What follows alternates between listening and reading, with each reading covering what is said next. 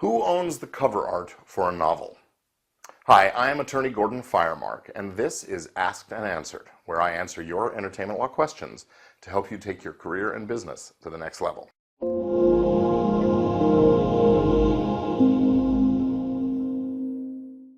So Ralph writes in with this question.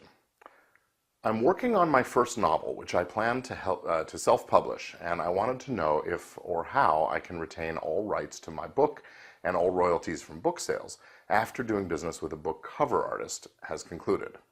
I believe I may have read an article a few years back that stated that a percentage of book royalties would be owed to the cover artist. Perhaps I misread the article, or it simply depends on the particular agreements between author and artist.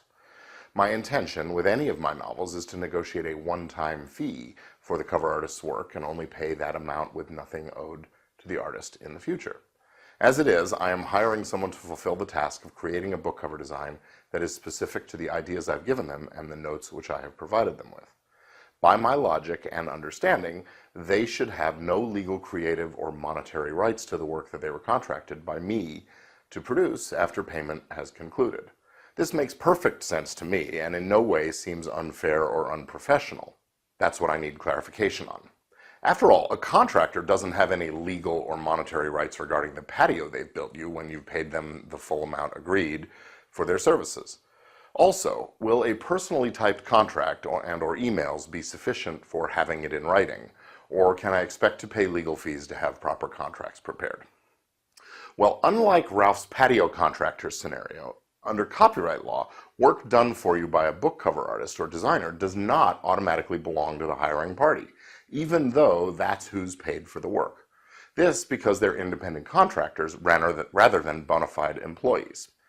Interestingly, to take Ralph's patio contractor example, it's true that the contractor doesn't own anything after finishing the work, but if you hire an architect to design it for you, the architect actually retains ownership and copyright in the design, and it's he who has the exclusive right to copy it. So back to our book cover situation. What you'd need is to have a written agreement which both declares the artist-designer's work to be a, quote, work made for hire, and that transfers the copyright and the material to you. The reason for this backup transfer, it's called an assignment, is that the work made for hire doctrine in copyright law is limited to only a few kinds of works that can be handled that way. So we want to have a belt to go with our suspenders here. Fortunately, what you're after is a fairly common structure for things, and I'd be very surprised to encounter an artist who refuses absolutely to do the work on a buyout basis. But this is something that needs to be discussed with the artist before the work is done because it could impact the way he or she sets the fee for the project. If you need that kind of a contract drawn up, I or another lawyer like me would be happy to help you. But if you have the proper language in a personally typed document, that should be fine.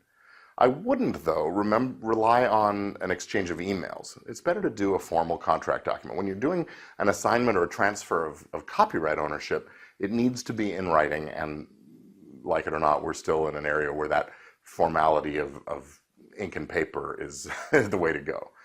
So that's going to do it for this question. If you have one you'd like to see here on Asked and Answered, just jump on over to firemark.com/questions and let me know. And I'll see you next time.